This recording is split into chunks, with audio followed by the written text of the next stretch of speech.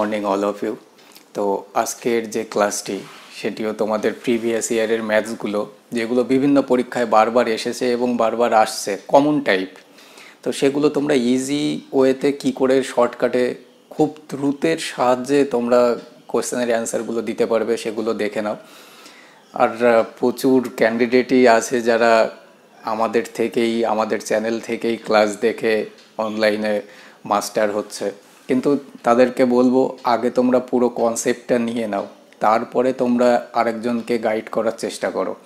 একটা সাবজেক্টের উপরে পুরোপুরি ফুল কমান্ড নিয়ে আসা মানে খুব 2-1 বছরের খাটনি বলা ভুল হবে, কারণ অনেকটা লং টাইমের পরে এক্সপিরিয়েন্স থেকে যেগুলো যে এই কোশ্চেনগুলো এইভাবে হ্যান্ডেল করা যায় আরও শর্টে এবং দ্রুত ওয়েতে তোমরা কোশ্চেনগুলো অ্যান্সার করতে পারবে। তো চলো আমরা ফার্স্ট কোশ্চেন দিয়ে স্টার্ট করি। তো ফার্স্ট কোশ্চেন আমাদের কি বলছে, একটি ক্যাম্পে 540 জন লোকের 160 দিনের খাবার মজুদ ছিল। তো 10 দিন পরে ওই ক্যাম্পে আরও 60 জন নতুন লোক আসলো, তাহলে ওই খাবারে কতদিন চলবে? তো এটা একটা কমন টাইপ, এখন একটা এমার্জেন্সি সিচুয়েশন প্রায় চলছে, তো আগামী দিনে এই টাইপের কোশ্চেন তোমরা বহু পরীক্ষাতেই ফেস করবে।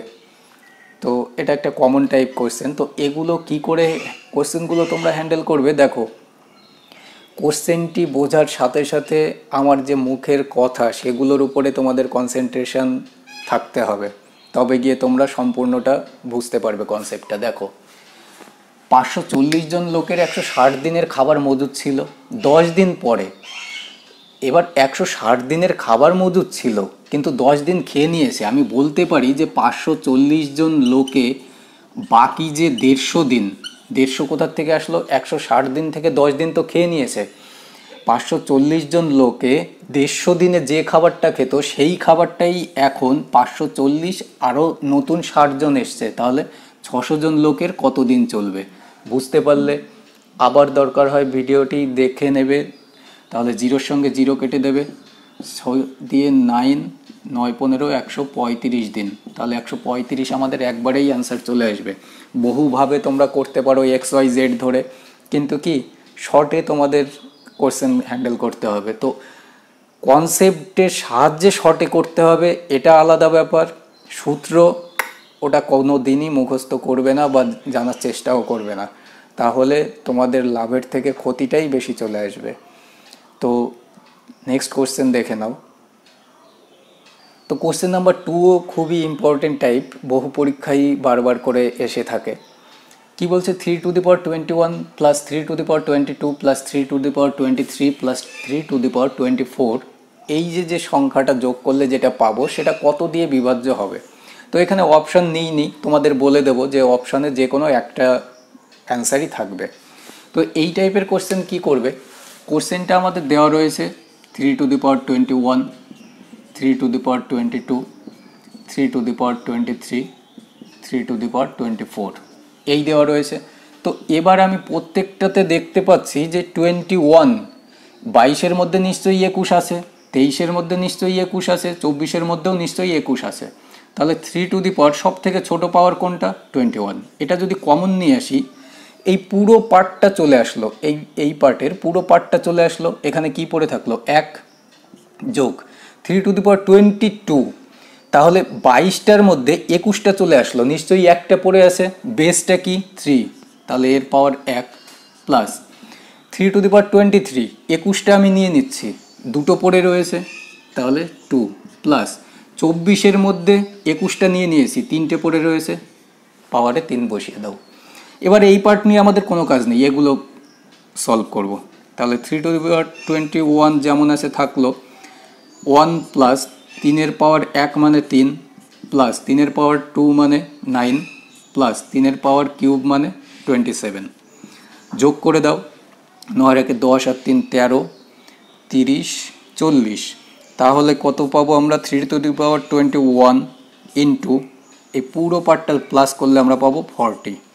তো এই যে 40 এটাকে ভাঙবে, লাস্টে 0 আছে মানে যদি অপশানে 10 থাকে 10 হয়ে যাবে রাইট অ্যান্সার, যদি অপশানে 5 থাকতো 5 হতো রাইট অ্যান্সার, যে কোনো একটাই থাকবে। যদি অপশানে 2 থাকতো 2 হতো রাইট অ্যান্সার, যদি অপশানে 8 থাকতো 8 হতো রাইট অ্যান্সার, তো এই 4 থাকলে 4 হতো রাইট অ্যান্সার। তো এই 5টার মধ্যে যে কোনো একটাই থাকবে, বাকি 3টে অ্যান্সার হবে না, এর মধ্যে যে কোনো একটাই থাকবে। এইটাকে তোমরা ভেঙে দেখবে যে কোন সংখ্যাটা দিয়ে ভাগ করা যাচ্ছে। নেক্সট কোশ্চেন দেখি। কোশ্চেন নাম্বার 3 কি বলছে, এক ব্যক্তি একটি বস্তু 10% ক্ষতিতে বিক্রি করে। সে যদি 90 টাকা বেশিতে বস্তুটি বিক্রি করত তাহলে তার 20% লাভ হতো, তাহলে বস্তুটির ক্রয় মূল্য কত? তো এই টাইপের কোশ্চেন একটা ক্যান্ডিডেট 2-3বার কমেন্টসে জানিয়েছে। তো তোমরা তোমাদের যেসব ডাউটসগুলো কমেন্টসে জানাতে পারো, আমরা কোনো না কোনো ক্লাসে ঠিকই নিয়ে নেব। কমেন্টসগুলো অবশ্যই দেখা হয় সময়ের সুযোগ বুঝে। তো এই টাইপের কোশ্চেনগুলো তোমরা কিভাবে করবে, দেখো বেস ভ্যালু 100 ধরে নেবে বা সিপি 100 ভাবলাম। এবার বলছে ফার্স্ট টাইম সে 10% ক্ষতিতে বিক্রি করেছে, তাহলে 100-র যদি 10% ক্ষতি হয় তার মানে কি সে 90 টাকায় বস্তুটি বিক্রি করেছে বলতে পারি। এবার তারপরে সে যদি 90 টাকা বেশিতে, এটা স্কিপ করো, কি বলছে লাভ হতো 20%, তাহলে 100 টাকার বস্তুটাই যদি সে 20% লাভে বিক্রি করতে চায় তাহলে তাকে বেচতে হবে কত, 120 টাকায়। এই 90 থেকে 120-র মধ্যে গ্যাপটা কত, 30-এর। মানে আগে যদি 90 টাকায় বস্তুটা বিক্রি করতো, এখন সে 120 টাকায় বস্তুটা বিক্রি করছে 30 টাকা বেশিতে, কিন্তু প্রশ্নে দেওয়া রয়েছে 30 টাকা বেশিতে না, 90 টাকা বেশিতে বিক্রি করেছে। তাহলে 30-এর কত গুণ, 30-এর 3 গুণ। তাহলে 100 যেটা ধরেছো এর সঙ্গে 3 গুণ করে দাও, 300 টাকা তার ক্রয় মূল্য ছিল।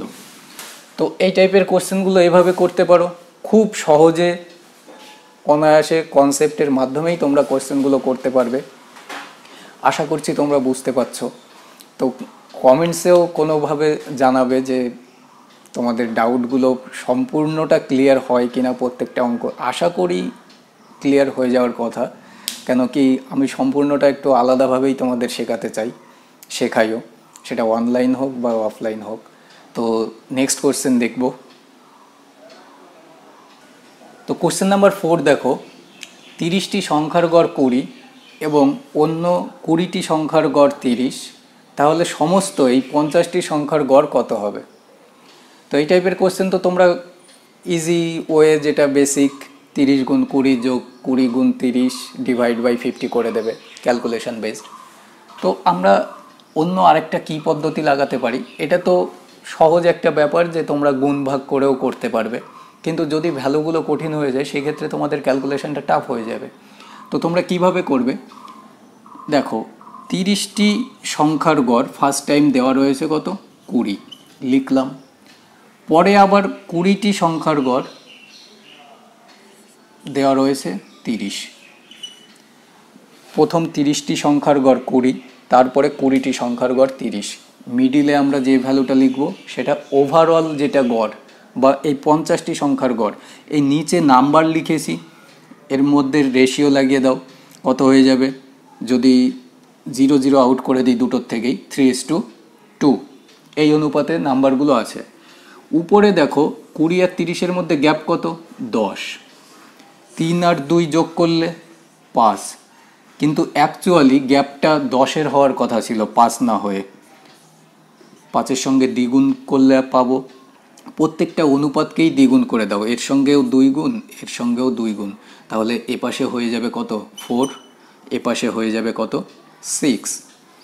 এবার দেখো 20 থেকে 4 বড় হতে হবে এখানের সংখ্যাটা, 30 থেকে 6 ছোট হবে এখানের সংখ্যাটা। তাহলে আমরা এখানে নিশ্চয়ই 20 যোগ 4 24 যদি রাখি, 30 থেকে যদি 24 বিয়োগ করি 6 পাচ্ছি, আর 24 থেকে যদি 20 বিয়োগ করি 4 পাচ্ছি, তাহলে 24 হয়ে যাবে আমাদের অ্যান্সার। তো আশা করছি তোমরা আলাদা আলাদা কনসেপ্ট শিখতে পারছো, যেগুলো তোমাদের আলাদা ক্যান্ডিডেটস থেকেই আলাদা করবে। তো নেক্সট কোশ্চেন দেখব। কোশ্চেন নাম্বার 5 বলছে, দুটি ট্রেন 132 মিটার একটা লম্বা, আর একটা ট্রেন 108 মিটার লম্বা। তো পরস্পরের দিকে মানে বিপরীত মুখে একে অপরের দিকে একটা 32 কিমি পার আওয়ার আর একটা 40 কিমি পার আওয়ার গতিবেগে আসছে, তাহলে বলছে যে তারা কতক্ষণে একে অপরকে অতিক্রম করবে।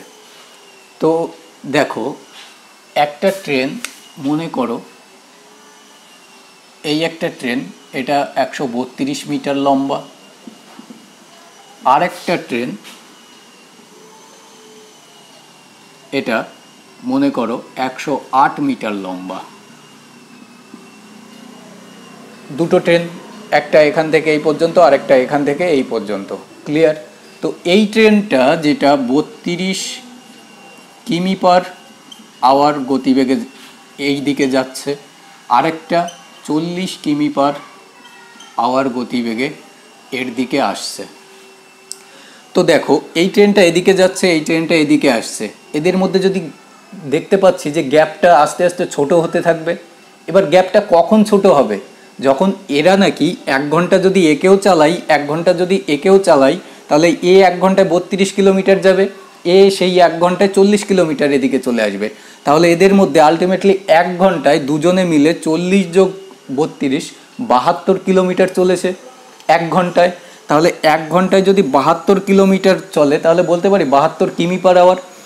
এবার এটাও মিটারে, এটাও মিটারে, এখান থেকে এই পর্যন্ত টোটাল ডিস্টেন্সটা 108 যোগ 132 কত হয়ে যাবে? 240 মিটার। তাহলে টোটাল ডিস্টেন্সটা দেখো 240 মিটার। এবার টোটাল এরা 1 ঘন্টায় যেতে পারে কত না 72 কিলোমিটার।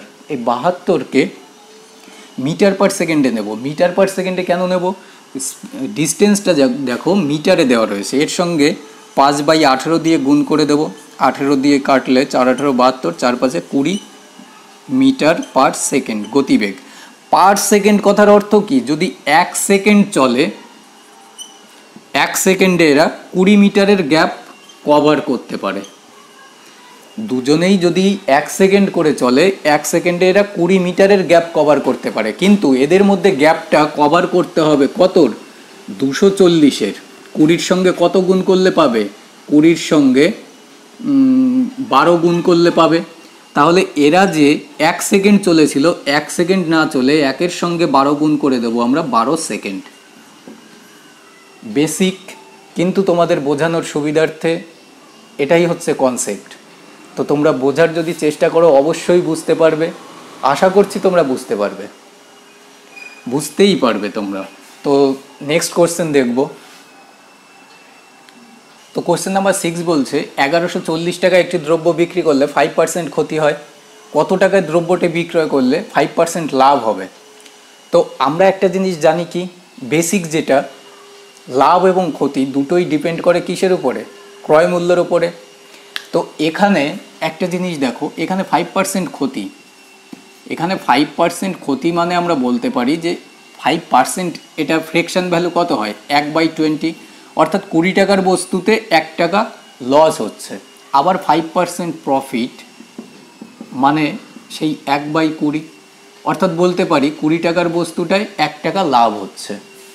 তো এখানটায় একটা জিনিস দেখো, 20 টাকা যদি আমার ক্রয় মূল্য হয়, 1 টাকা আমি লস করছি, তার মানে জিনিসটা আমি 19 টাকায় বিক্রি করছি। এটা কি এসপি? তাই তো। কিন্তু প্রশ্নে দেওয়া রয়েছে অ্যাকচুয়ালি জিনিসটা আমি 1140 টাকায় বিক্রি করেছি। 19-এর সঙ্গে কত গুণ করলে পাবে? 5 19 95, 6 19 114, সরি 60। তাহলে 19-এর থেকে 60 গুণ যদি করি আমরা, তবে গিয়ে 1140 অ্যাকচুয়াল যে বিক্রয় মূল্যটা সেটা পাবো। তাহলে ক্রয় মূল্যের সঙ্গেও 60 গুণ করে দেবো আমরা। 1200 টাকা ছিল বস্তুটার ক্রয় মূল্য। এবার এই ভগ্নাংশে চলে আসো, সে বিক্রি করে এবার 5% লাভ করবে। তাহলে 20 টাকা তো আমার ক্রয় মূল্য, কিন্তু আসলে ক্রয় মূল্য আমার কত? 1200 টাকা। 20-র সঙ্গে আমরা 60 গুণ করলে পাচ্ছি।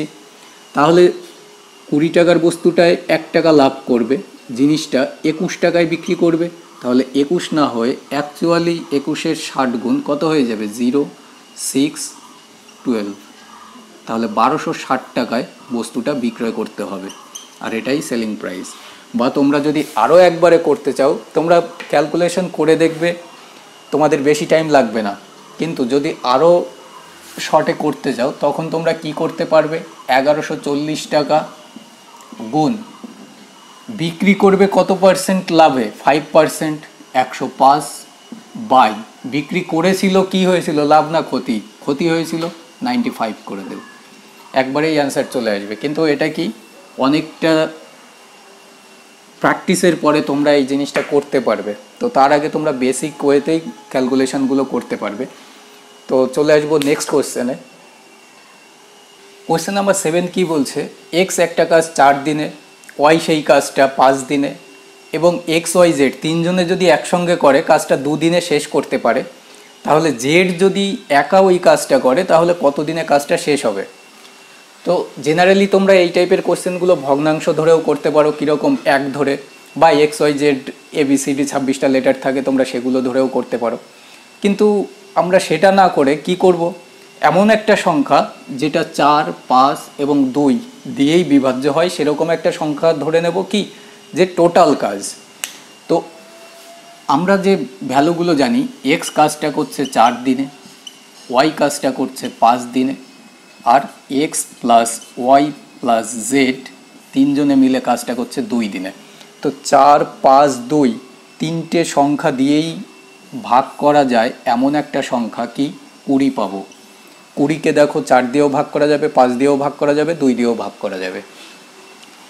এবার দেখো এপাশে কি কর্ম দক্ষতা পাবো। টোটাল কাজকে যদি আমি তাদের দিন সংখ্যা দিয়ে ভাগ করতে পারি তাহলে কি পাবো, কর্মদক্ষতা। 20টা আমার টোটাল ইট লাগাতে হবে একটা দেয়ালে। আমি যদি 4 দিনে 20টা ইট গাঁথতে পারি তাহলে প্রত্যেক দিন আমার কাজ করার ক্ষমতাটা কত, 5টা করে ইট আমি প্রতিদিন গাঁথতে পারবো। যদি আমি 5 দিনে করি তাহলে 20টা ইট গাঁথতে আমার 4টে করে ইট গাঁথতে হবে। যদি 20টা ইট গাঁথতে আমি 2 দিন সময় নেই তাহলে প্রত্যেক দিন আমি 10টা করে ইট গাঁথতে পারছি। ক্লিয়ার? এর মধ্যে দেখো আমার যদি জেড একার বের করতে হয়, এক্স প্লাস ওয়াই এর কাজটা আমার বাদ দিতে হবে। সেটা কি করে পাবো, এক্স আর ওয়াই এ পাশে, তাহলে এই দুটো যোগ করলে এদের কর্মক্ষমতা 9। টোটাল এই 10টা কিসের, তিনজনে মিলে একদিনে 10টা করে ইট গাঁথতে পারে, তবে গিয়ে 20টা ইট গাঁথতে এরা 2 দিন সময় নেবে, লজিক। এবার এক্স আর ওয়াই দুজনে মিলে যদি 9টা ইট গাঁথে একদিনে, আর তিনজনে মিলে যদি 10টা ইট গাঁথে একদিনে, তাহলে নিশ্চয়ই 10 থেকে 9 বিয়োগ করলে 1 পাবো। সেই একটা করে ইট জেড গাঁথছে। তাহলে জেড যদি একদিনে একটা ইট গাঁথে, 2 দিনে 2টো ইট গাঁথবে, 3 দিনে 3টে ইট গাঁথবে, এভাবে করতে করতে 20টা ইট গাঁথতে 20 ভাগ 1, 20 দিন সে সময় নেবে, আর এটাই হয়ে যাবে আমাদের অ্যান্সার। তো তোমরা ভগ্নাংশ করেও করতে পারো, বা এটাকে বলে এলসিএম মেথড, এভাবেও করতে পারো। আরও বড় বড় যেগুলো টাইম অ্যান্ড ওয়ার্কের ম্যাথস রয়েছে যেগুলোতে আমরা আলাদা কনসেপ্টেই করি, এলসিএম এইচএফ কোনো কনসেপ্টই লাগে না, যেগুলোতে সম্পূর্ণটা কি বেসিক কনসেপ্টেই সলভ হয়ে যায়, বড় বড় অঙ্ক। আবার কিছু কিছু অঙ্ক আছে যেগুলো আমাদের এলসিএম করতে হবে। তো কোন কোশ্চেনগুলো কিভাবে হ্যান্ডেল করতে হবে সেগুলোর জন্যই গাইডেন্স বা গুরু লাগে। তো তোমাদের জন্যই আমি কিছু কিছু জিনিস নিয়ে আসি যেগুলো তোমরা দূরবর্তী ক্যান্ডিডেট তারা বেনিফিট পাচ্ছ বা আগামীতেও পাবে। সাফল্য এমন নয় যে আসছে না, এখানে আমার কৃতিত্ব কিছুই না, আমি তোমাদের সঠিক দিশাটা দেখাচ্ছি। যারা দেখতে পাচ্ছে তারা সাফল্য পাচ্ছে। তো আজকে এই পর্যন্তই ক্লাসটা রাখবো, দেখা হবে নেক্সট ক্লাসে। Thanks for watching, like and share.